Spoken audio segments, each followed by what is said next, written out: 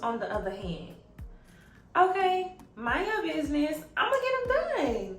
But it's graduation season, and I know that the girls is graduating, so I have a few tips for surviving college. Now, I know that everybody is not gonna go to college, and that's perfectly fine. Girl, do what you like. I'm the last person to push that on you.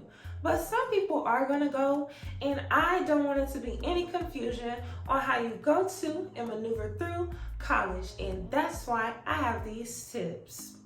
Take it from me, babe. Take it from me.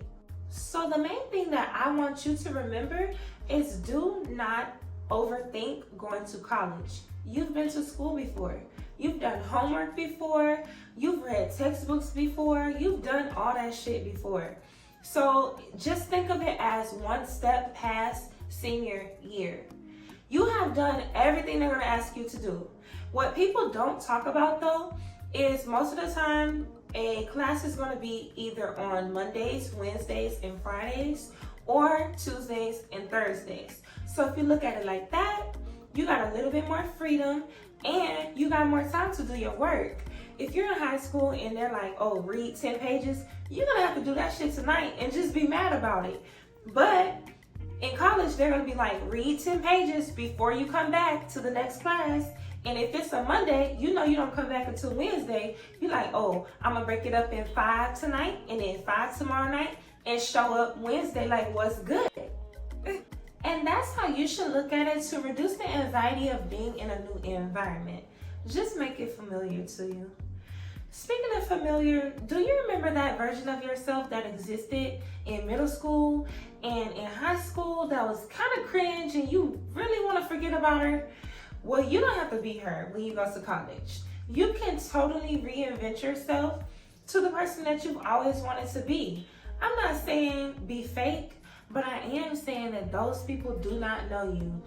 They never saw that one fight that you lost back in middle school. They never saw like all your embarrassing moments. They don't even know what you used to look like. Who cares? When you get to college, you can let all of that go because nobody is worried about all the shit that happened to you when you were younger. Literally no one. They care about who you're presenting yourself to be now. It's going to be so many people. Don't let your insecurities from the past hinder you in the present.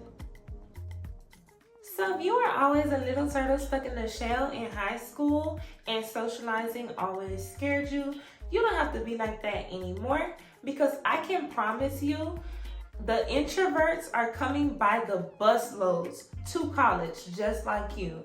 And all they're looking for is somebody to strike up a conversation with them. And that's you.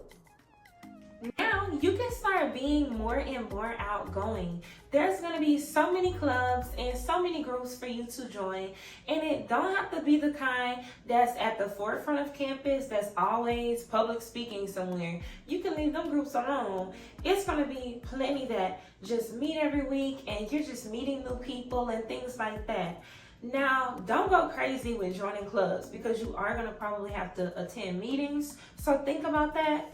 Don't be joining everything up under the sun and on the campus, okay? Don't go crazy, but just kind of feel around and see what you like and see what you might be okay with joining. You don't have to stay in them forever, you know, but you are meeting new people and getting your face out there. That is a huge part of college, getting your face out there. Now, they don't have to know you personally by your childhood nickname, and they don't have to know your first, middle, and last names either. What you can do is just get them familiar, like, oh, I've seen her before. Yeah, I know her from so-and-so. Like, that's what you want to do, especially if you want to pledge. That's a big thing. I know that a lot of people go to college solely for that reason. They do. And everybody knows somebody who's like, what did you major in again? But they on every scene with their sorority or fraternity. But let me say this, when it comes to that type of stuff, you're going to come to realize that people's friends most likely are going to fill spaces. So there are people who are already a part of the sorority or fraternity. So what's happening is they are pushing their friends, and more often than not, their friends get the limited slots. So if you're getting your face out there, you can be one of those friends who get pushed on, promoted on to the higher ups, and then you are where you want to be. So now that we have covered social networking, let's switch a little bit to academic networking. This shit is gonna save your life. I'm not even being dramatic. And I know me, but I'm serious. You're gonna see. It's gonna make your life a whole lot easier. As you're talking to people and meeting new students and whatnot, you are bound to meet somebody who is taking a class that you're gonna have to take in the future, or they have taken something that you need to take in the coming semesters. So just ask them, hey, did you have a good professor? Who do you recommend? Go on ratemyprofessor.com before you choose a teacher and make sure that that person has good reviews. I'm telling you, sometimes it's not the subject itself. Sometimes it's the professor. They're the problem. So in some cases, they really are. So put yourself at an advantage and be ahead of the game. Before you even get in somebody's class struggling, you just need to make sure that the reviews are good.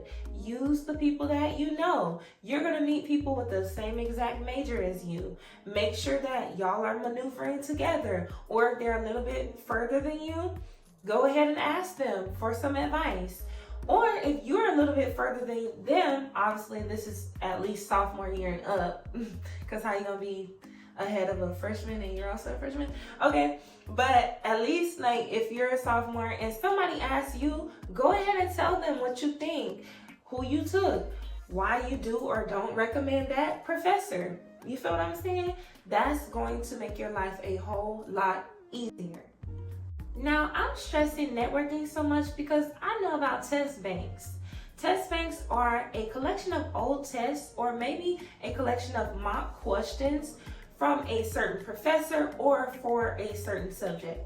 So pretty much what it is like a study guide that you could use. A lot of professors just use literally verbatim the same old tests. And if you have access to the test, how could you fail? If you are studying an old test, like you're studying the format of the questions, you already know what to expect. You're at a crazy advantage over everyone else. Now, 9 times out of 10, one person in your class at least is going to have access to an old test. And you know how they got it? From talking to somebody who's a little bit older than them, or from talking to somebody who has taken the class before. Not to mention, you might be sitting in the class with some people who have failed that particular subject. So they are already knowing what to expect, and they might have kept some of their own material because they're taking it again. You want to get close to those people because you want that advantage of knowing what to expect. I would much rather be studying relevant information than I would be studying like something that may or may not be on the test. That's why I'm saying, girl, network. You gotta get buddy with the people with the tools. They got the keys, okay? And you want them, you need them. So let's talk about office hours. Your professors are going to designate a particular time for you to come by and get extra help. It is very, very important for you to go at least one time for office hours. And I don't care if you know everything front and back, you know it sideways and upside down. Still go to office hours just so your professor can put a face with a name. They might even remember you. You want this type of relationship with your professor just in case you get in a situation where it's like, hey, you need some help. If your professor doesn't know you, they're less likely to help you out. If they know you, then they're more likely to throw you a bone and help you. Like I'm telling you, college is about networking. Even your professors, you want them to know you. You want them to be friendly towards you. You want them to see you trying. Go to office hours. I know some people who lived in professors' office hours, and those were always the people who never had to worry. Like if they had a 79, they was probably gonna get a B. If they had an 89, they was probably walking away with an A. Because that professor had a fondness for them, they just knew how hard they worked or seemed to work. And last but not least, let me leave you with this college motto. C's get degrees. They really, really do. And I'm not trying to say that you shouldn't be Miss Straight A's or Mr. 4.0, but I'm just saying, like, you don't have to beat yourself up because nobody's perfect. Sometimes you may be challenged to the point where you don't even know if you're gonna make it out of a class. Like if you get a passing grade, celebrate that small win. Like celebrate that. That's something to really be proud of. You don't have to be disappointed in yourself if you don't get straight A's. Every time it's not gonna be like that. Sometimes you're gonna be getting by the skin of your teeth, and that's gonna be a-okay because you still are passing and you don't have to take that class over. So celebrate that small win. Do not diminish your beautiful accomplishments because you are striving to be perfect. If you're trying to be perfect, you'll be trying this life and the next life and the next one too, and it'll probably never happen for you because there's no such thing as a perfect student. There's no such thing as a perfect person. So be kind to yourself, be nice to yourself, and just know if you're doing all that you can and you're performing to the best of your ability, that is good enough. So why I forgot to film the outro? Child, don't start. What can you expect? Honestly, what can you expect from me? I wanted to come back and thank you though for watching this video. I really hope that it helps you on your journey to and through college. I believe in you. I know that you can do anything that you set your mind to. It's gonna be some professors mad and punching the air because I was saying some real shit and giving y'all some gems about maneuvering through college, and they're gonna be mad about that. But I'm here for you and I'm here to help. My name is KaetheDoll and I'll see you in the next video. Bye.